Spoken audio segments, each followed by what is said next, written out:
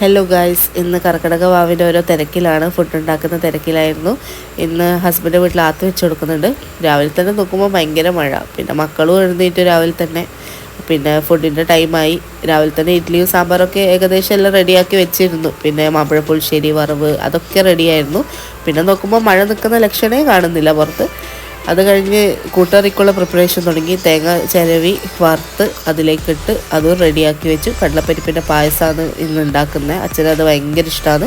അപ്പോൾ അതും ഉണ്ടാക്കി വെച്ചു. അപ്പോഴേക്കും നമ്മുടെ അപ്പുറത്തെ വീട്ടിൽ നമ്മുടെ വേദക്കുട്ടി ഇങ്ങ് വന്ന് മോളെ കൂടെ കളിക്കാൻ തുടങ്ങി. അപ്പോൾ അതൊക്കെ കണ്ട് കുറച്ച് സമയം ഇരുന്ന ശേഷം ഒരു 12 മണിയായപ്പോൾ പിന്നെ പപ്പടമൊക്കെ കാച്ചി പിന്നെ മക്കളെയും കുളിപ്പിച്ച് ഞാനും കുളിച്ച് വരുമ്പോഴേക്കും ഏച്ചി മക്കളെല്ലാം വന്ന് പിന്നെ മോളെ പാട്ടൊക്കെ കേട്ട് ചിരിയാണ് ആ വീഡിയോ. പിന്നെ അത് കഴിഞ്ഞ് അമ്മ ഓരോന്നും ഉണ്ടാക്കുന്നുണ്ടായിരുന്നു. അച്ഛനും ഓരോ ഇഷ്ടപ്പെട്ട ഐറ്റംസ് എല്ലാം ഉണ്ടാക്കുന്നുണ്ടായിരുന്നു.